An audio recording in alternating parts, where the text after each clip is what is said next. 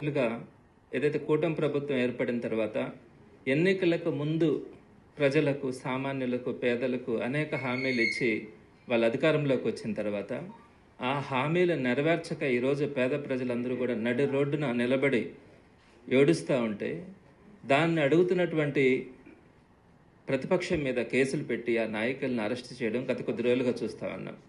ఇదే అదనుగా కూటమి ప్రభుత్వం వరుసగా చేస్తున్నటువంటి కుంభకోణాలు, 1-2 కుంభకోణాలు కాదు, ఏ ఒక్కదాన్ని కూడా వదిలిపెట్టకుండా వారి నాయకులు కానీ పైనుంచి కింద దాకా ప్రతి ఒక్కరు కూడా ఈ కుంభకోణాలు వరుసపెట్టి చేస్తూ ఉంటే వీటన్నింటి నుంచి దృష్టి మరల్చడానికి మరింత మందిని కేసులు పెట్టి నిర్బంధించడానికి చేస్తున్నటువంటి ప్రయత్నం అయితే ఈరోజు యావత్ భారతదేశం అంతా కూడా ఆంధ్ర రాష్ట్రంలో జరుగుతున్నటువంటి ఈ అక్రమ నిర్బంధాల గురించి ఆశ్చర్యపోయే రోజున ఈరోజు ఏర్పడింది.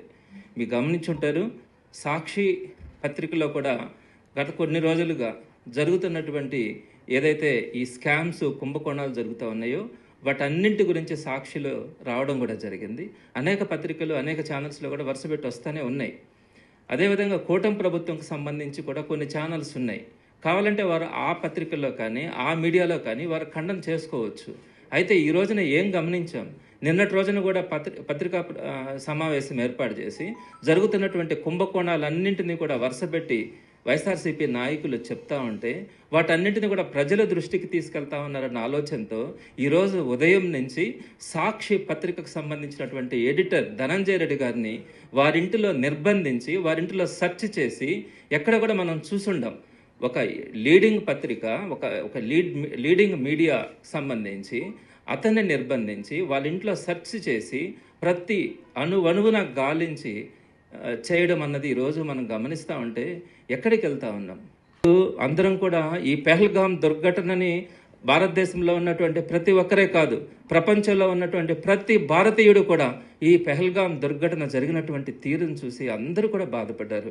ఏంటి ఈ దుర్మార్గం, ఏంటి ఈ పరిస్థితులు, ఈ విధంగా కాల్చి చంపడం ఏంటి అని నేను బాధపడతా ఉన్నప్పుడు భారతదేశ ప్రభుత్వం ఒక ప్రతిష్టాత్మకంగా ఆపరేషన్ సింధూర్ని తీసుకొని వచ్చి ఎక్కడైతే ఈ దాడులు చేస్తూ ఉన్నారో ఈ విధంగా ఉన్నటువంటి ఈ గ్రూపులన్నిటినీ కూడా వారందరినీ కూడా ఏరివేయాలా అన్న ఆలోచనతో ఈరోజు ఆపరేషన్ సింధూర్ని తీసుకొని వచ్చి భారతదేశం గర్వపడేలా, ప్రపంచంలో భారతదేశం యొక్క కీర్తి రెపరెపలాడేలా ఈరోజు ఆపరేషన్ సింధూర్ని ప్రతి భారతీయుడు గర్వపడే విధంగా ఈరోజు ఆ కార్యక్రమం జరుగుతూ ఉన్నప్పుడు ప్రతి రాష్ట్రంలో ఉన్నటువంటి అక్కడ ఉన్నటువంటి అడ్మినిస్ట్రేటివ్ పవర్స్ కానీ, అదేవిధంగా అక్కడ ఉన్నటువంటి పోలీసు కానీ, డిపార్ట్మెంట్స్ అన్నింటినీ కూడా మన సెంట్రల్ గవర్నమెంట్కి కానీ మన సైనికులకు కానీ వారందరికీ కూడా అండగా నిలబడి ఎక్కడైతే ఈ ఆపరేషన్ సింధూర్ జరుగుతుందో దానికి సంబంధించినటువంటి రిఫ్లెక్షన్స్ ఎక్కడా కూడా ఇబ్బందులు కలగకుండా అందరూ కూడా అలర్ట్గా ఉండాల్సినటువంటి సందర్భం. ఈ పరిస్థితుల్లో ఆ ఆపరేషన్ సింధూర్కి అండగా నిలబడాల్సినటువంటి పరిస్థితుల్లో ఈ రోజును కూడా మనము ఈ బ్లాక్ డేస్ని గుర్తింపజేసేలాగా నాయకుల మీద కేసు పెట్టడంతో పాటు పత్రికా విలేకరులు, పత్రికా సంపాదకుల మీద కూడా కేసులు పెట్టడం ఈరోజు మన నెల్లూరు జిల్లాలో కానీ అన్ని దగ్గరలో కూడా జరుగుతూ ఉన్నాయి. ఎక్కడ పడితే అక్కడ పత్రికా విలేకరుల మీద కానీ వీరందరి మీద కూడా కేసులు పెట్టే పరిస్థితి చూస్తూ ఉన్నాం.